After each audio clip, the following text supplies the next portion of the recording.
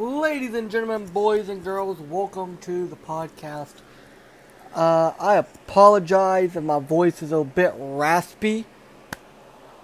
I'm about to just have the best 4 hours of watching wrestling that I've ever had in my life. AEW and New Japan Pro Wrestling came together. They gave us a heck of a show, and I'm here to break everything down. So, on the AEW pre-show, we had Haruki Goto and Yoshi Tanahashi defeating QT Marshall and Aaron Solo. The Factory was outworked by their counterparts early, so QT and Solo bent the rules to gain an advantage. QT actually connected on a cutter to Yoshi at one point, but Goto made the save to break up the pin. QT went high risk for a 450 splash, however his adversary moved away, causing QT to splat on the mat. The New Japan Pro Wrestling duo took control with the thrust kicks and a fireman's carry neckbreaker over the knee to send QT out of the ring. Goto and Yoshi then executed teamwork, hanging elbow drop slam on Solo for the win. Another match had happened. Lance Archer defeated Nick Comoroto, my bad. Hoss fight, yes, Archer clubbed Comoroto while on the apron, then stepped over the ropes for a jumping cannonball. Comoroto took control with a bludgeon and a Murder Hawk Monster with a power game. Archer fired up and pulled off his shirt for business time. Heavy blows were exchanged back and forth. Archer connected on a rope walking moonsault. Comoroto came back with a power slam. Archer exploited for a rising knee strike in the corner, then picked up Comoroto on the turnbuckles for a blackout finisher for the win. Clark Connors sent well wishes to the health of Tomohiro Ishii. Connors plans to break the Forbidden Door off the hinges and win the All-Atlantic Championship. Let's get wild. Swerve Strickland and Keith Lee defeated El Desperado and Yoshida Kamaru. Billy Gunn, Austin Gunn, Colton Gunn, and Max Caster defeated Yohadi Hermano, Alex Coughlin, the DKC, and Kevin Knight. Now, I will say this. That freaking match was a 2-on-1 handicap, a 4-on-2 handicap match. And guys, that match, Billy Gunn and Max Caster absolutely handled business. Austin and Colton Gunn left the ring before the match even began. So it was awesome, man. Chris Jericho, Sammy Guevara, and Miro Suzuki. Guys, I've never seen Miro Suzuki in a match before. That was literally one of the best matches I've ever seen in my life. That match right there is going to be a top match if it wasn't for the fact that Sammy freaking Guevara was the third man in it. I mean, I don't like that. But they faced off against Eddie Kingston, Wheeler Yuta, and Shota Umino. And of course, the Jericho Appreciation Society got the win. Okay? Winner take all for Ring of Honor World Tag Team Championship and IWGP Tag Team Championships. FTR defeated United Empire and Roppongi Vice in a 3-way. Now, during the match, Dax Harwood of FTR left the match with what we thought was an injury. The man came back. He said, I ain't going out like that. I'm going to get my win. Let's get it. And he got it. Good job. Hats off to FTR, man. Greatest tag team of all time. The AEW All-Atlantic Championship.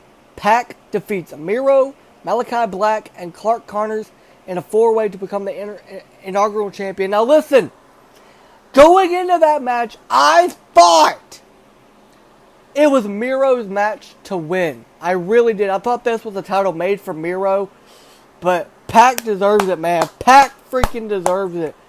Great job by PAC. He absolutely earned that title, and it was awesome. Also, Tony Schiavone, he joined commentary for that match.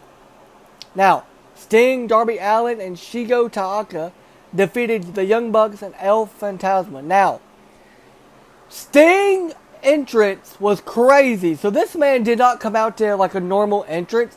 This man jumped off the freaking roof of the dang stage onto the Bullet Club. It was awesome. I enjoyed every moment of it. And Sting, Darby, and Shingo won their match. Let's go. The AEW World Women's Championship match. Listen. I'm a massive Toni Storm fan. I thought this was her match to win. I was wrong.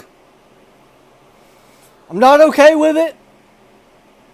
But, hey, you can't always win. It's okay. Thunder Rosa retained. And, hey, guess what? Thunder Rosa? Great job. Jim Ross was in the house. Good old JR joined the commentary team. That was awesome to see. A match that was...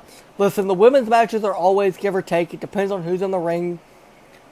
They delivered. Both Thunder Rosa and Toni Storm delivered completely. Hats off to those girls. So proud of both of them. Such great competitors, and they tore the house down. They were the only women's match on the card, by the way, so that was a big deal for them. The IWGP United States Heavyweight Championship. Will Ospreay retained against Orange Cassidy. Now, Will Ospreay and Orange Cassidy, they got some history from Orange Cassidy's days in New Japan. But that was a banger of a match. It truly was. It was a banger of a match. I really thought at times Orange Cassidy had this in the bag, was going to win the match. It ended up not going that way. It did end up going Will Ospreay's way, but I don't blame them because the IWGP United States Championship is a New Japan Wrestling title, and Will Ospreay's in New Japan, not in AEW, so hats off to them, though. Now, Claudio Castagnoli defeated Zack Sabre Jr. Bryan Danielson, his replacement for Zack Sabre Jr., because Bryan Danielson is injured. That man said, I got a replacement. My replacement is going to be the freaking former Cesaro, whatever you want to call him, Claudio. I have never been happier to see that match in my life. I've never been happier to see Claudio. I like Cesaro. I like the former Cesaro Claudio. I really, really do. That match stole the show. I believe it was a top match. Claudio is all elite, and he deserves everything. Okay, he deserves to be champion. Now, the pre-main event, so the main event before the main event. The IWGP World Heavyweight Championship. Switchblade Jay White retained against Kazuki Okada, Hangman Page, and Adam Cole in a four-way. White and Cole worked together to double suplex Hangman on the ramp and double team Okada in the ring. Their partnership did not last long while White wanted to focus on eliminating the threats of Hangman and Okada, then duke it out with Cole as the final two right after a two sweep. Cole struck White with a backstabber and a kneecap brainbuster. White kicked out of the pin. Cole was angry about White embarrassing him in front of the world. Cole went to lower the boom, but White ducked and countered with a Uranagi. It was now a true four-way match, every man for himself. Hangman was on a roll, aiming for the buckshot lariat on various occasions. Cole grabbed his legs first, so Hangman launched for a moonsault onto Cole and Okada. Then Bullet Club member Jito grabbed Hangman's legs. Hangman beat him off, took flight for the buckshot lariat. White ducked to counter for the Blade Runner. Hangman countered for the Deadeye Pile Driver. Hangman finally executed a buckshot lariat on White. 1-2, Okada broke the pin. Okada had a similar run, aiming for the Rainmaker Ripcord Lariat, but he never could hit his mark. Okada found his groove on Cole for drop kicks, then a Tombstone Slam. Cole ducked the Rainmaker though. White picked his spot to rush in for a Blade Runner to Okada. White chose to make the pin on Cole for the victory. Afterwards, the Young Bucks and Kyle O'Reilly passed White on the ramp. The Undisputed Elite appeared to have salty words for White. The Bullet Club leader ignored them and walked on by. Cole was down in the ring receiving medical attention. The Bucks shared a stare with Hangman until O'Reilly called for them to focus on their fallen friend Adam Cole. Guys, if Adam Cole really is hurt, I hope it's not a serious injury. But man, that match was awesome. That match was a top 10 match. What a freaking match by those four guys. Four true students of the game, and they showed it in that match. Great job by all four members: Okada, Cole, Page, and Switchblade Jay White. The AEW Interim World Championship, Jon Moxley defeated Hiroshi Tanahashi. Now, there was some blood in this match, and it's not a Jon Moxley match, I've learned, unless there's some freaking blood involved. There was blood. It was great. A sling blade sent Mox packing to the ring. Mox was bleeding profusely on the floor. Tanahashi maintained momentum for a flying crossbody. Guys, it really looked like Hiroshi Tanahashi was about to win the dang match. But he didn't. So our AEW Interim World Champion is Jon Moxley. And guys, I'm going to say it like this: Jon Moxley. My bad, guys. And again, my voice will probably be gone after tonight. But guys, it was incredible. But that is the pay-per-view results. Guys, listen to this episode, please. It really helps out the show. I've never been happier in my life, though, to see Jon Moxley. By the way, a brawl broke out after the match. To end the dang show, the Jericho Appreciation Society and the Blackpool Combat Club had a brawl in the ring. It was awesome, man. I enjoyed it. And I cannot wait until Blood and Guts on Wednesday. But again, guys,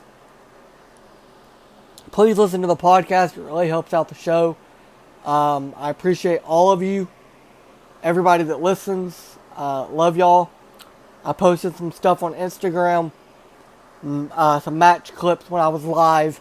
Also a live that I filmed reaction that I posted as well to the whole show. Again, guys, love y'all. I'll be back tomorrow night after Monday Night Raw to talk about everything that happened on Raw, including John Cena's return. But thank you guys, and again, love y'all. Have a good night. Bye.